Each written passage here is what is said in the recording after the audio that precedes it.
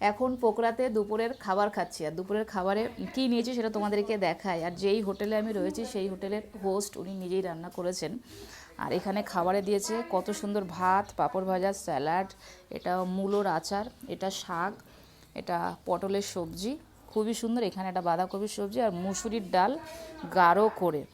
মানে এখানে না আমি যতদিন, অনেকদিন তো ছিলাম এখানে, যতদিন আছি আর যতদিন হোটেলে খেয়েছি প্রতি কটা হোটেলে এই শাকটা কিন্তু মাস্ট।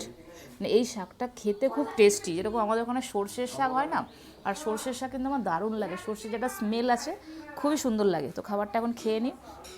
মুসুরির ডাল, আগে মুসুরির ডালটা একটু খাই।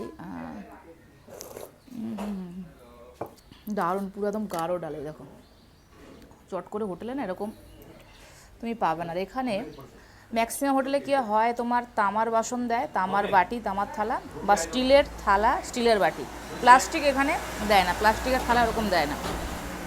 ভাতটা ভেঙে দিই, আর যতবার ভাত চাইবে ততবারই ভাত দেবে। দারুণ দারুণ সুন্দর খেতে। এটা পটল না, এটা ঝিঙে বোধহয়। ও আমার হোস্ট কেউ এসছে বোধহয়। শাকটা ঝিঙা ঝিঙা দারুণ টেস্টি।